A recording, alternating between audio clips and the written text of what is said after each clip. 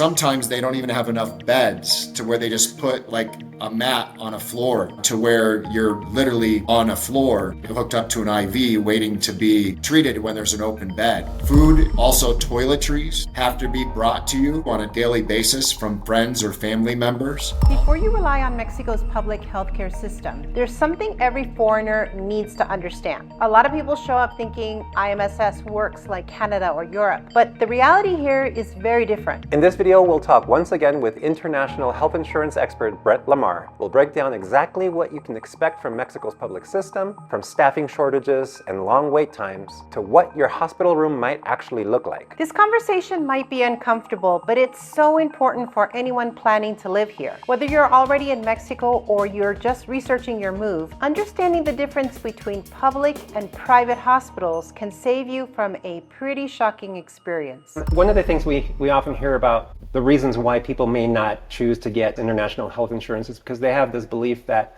the Mexican healthcare system is for everyone, right? Similar to the Canadian system. What's the difference there? Why is it important to get health insurance in Mexico? Sure. So the system that you're talking about is IMSS. Some people call it EAMS. So this public system was created for the working class of Mexico. So when you're employed in Mexico, your employer pays half of your EAMS fee, and then the employed person pays the other half of the EAMS fee. And that gets you access to the public system. If you're a temporary or a permanent resident of Mexico, which means you're an immigrant, you're also eligible to enroll in the EAMS system, but there's a very, very big difference between the public and the private system. First of all, most Mexican nationals that can afford private insurance get private insurance because they don't want to be subject to the public system either. So with the public system, you're going to be running into a lot of the same issues as we just spoke about with the Canadians, the waiting periods. There's very long wait periods to get procedures done. That's due to either a staffing issue, a funding issue, or a supply issue. This system is stressed. It is really, really stressed. It's underfunded, it's undersupplied, and it's understaffed. In addition, when you're admitted to like a private hospital, you get a private room that's more like a hotel suite. When you're admitted to an EAMS hospital, you're admitted to a ward. That ward could have 6 or 8 other patients in the ward with you to where you're just separated by a curtain. Sometimes they don't even have enough beds to where they just put like a mat on a floor to where you're literally on a floor hooked up to an IV waiting to be, treated when there's an open bed. Like I had said, that there's long waiting periods. There's typically no cafeterias, so food has to be brought to you on a daily basis from friends or family members. Also, toiletries have to be brought to you by friends or family members. Like I had said, the nursing staff is very understaffed, so like that friend or family member is also going to be in charge of your bathing while you're in there as well. So it's just a very, very big difference that most people that are immigrants here are not used to and would be shocked to experience if that's what they subjected themselves to. But that is what the people are referring to when they come to Mexico and say, oh, they have free health insurance. Well, yeah, and that's not even free. As an immigrant, you still have to pay a fee to enroll into that, but it's much cheaper. But that's what you're subjecting yourselves to. Also, personally, for me, I think it's a moral issue. We're immigrants coming to Mexico. We're supposed to provide financial solvency to get residency, to be able to come here. And we should not be taking away from resources that are made from nationals just because we can.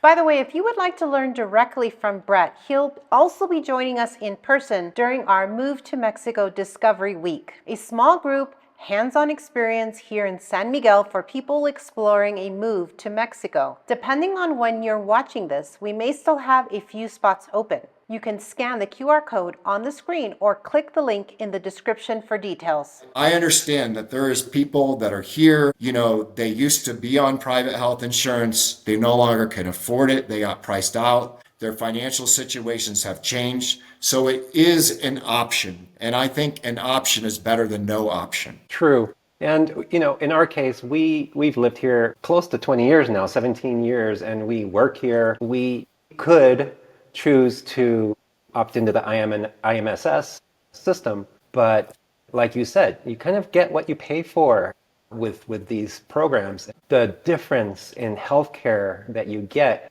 in the private sector is just incredible. Yeah. A personal suite is what it feels like.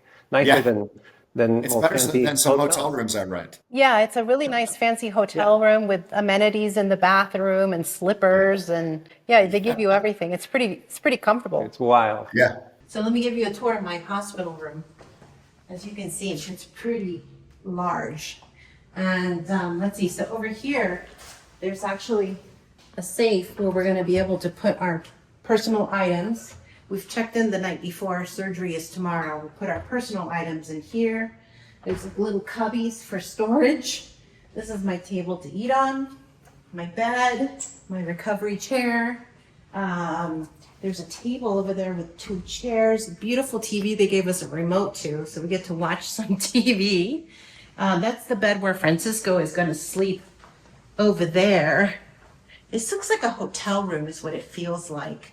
They even are giving me some slippers to wear. Check out the bathroom. It's big. I mean, it feels like a hotel room, honestly, with shower amenities and a toothbrush and toothpaste. Crazy. And pretty soon I'll be putting my robe on and trying to get some sleep for surgery tomorrow. And that is the tour of the room. Some people might think that they can maybe save a few bucks by contacting insurance companies directly and doing their own homework and their own due diligence that way and skipping the broker altogether. What would you say to the people that have that mindset? I would say you're going to pay the exact same price going direct to the insurer as you would through a broker. There is no price discounts going direct to the insurance company. Actually, you're doing yourself a disservice because you don't really want to deal with an insurance company because you're not. This isn't your forte.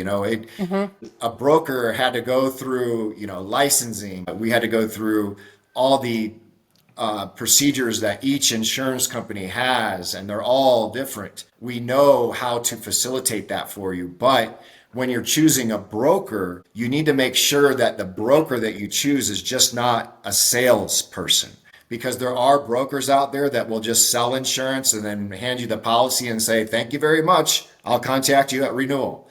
You don't want that. You want a full service brokerage, which is what I offer and my firm offers. So when you become my client or my firm's client, we have a full bilingual claim staff to where either myself personally or my claim staff is going to be handling all of your direct billing arrangements, all of your claims submissions, any type of appeals that need to be done in the future or anything like that. We handle all of that for you. And that is provided at no additional cost. The insurance companies pay us because typically insurance companies don't advertise. We are their advertising arm and their education arm. I feel more like an educator the majority of the time rather than a sales rep. I'm here to educate people on their options, how things work, and if they like the product, then they can go ahead and purchase it. But then we provide that full service white glove concierge service to your policy. Again, we can attest firsthand to that. We work with a broker that has been instrumental in facilitating the process. And that's why we were able to get my surgery approved in 1 week, because they basically took it over and they just got it done. Yeah. That's called the pre-approval process. So basically any non-emergency procedures, medical procedures, need to be pre-approved. That way they can negotiate the price, make sure that it is an approved procedure, and then they'll issue what's called a guarantee of payment to the provider. So that way direct billing can take place and you're only responsible for the deductible. Yeah, it's been marvelous working with an insurance broker in that respect. Yeah. In all Fantastic. respects, honestly. And if there's no extra cost to the consumer, why wouldn't you do that, right? Yeah. Make sure that your broker provides that service. Yeah. Not just sales. So Good when you're point. talking to somebody, ask the Ask question. yes, right? those questions. Correct. We're going to leave the link for those that want to get a hold of you in our show notes. Fantastic. Don't wait until an emergency happens. Get informed and protected before you move. Thanks for joining us today, and we will see you on the next one. Bye, everybody.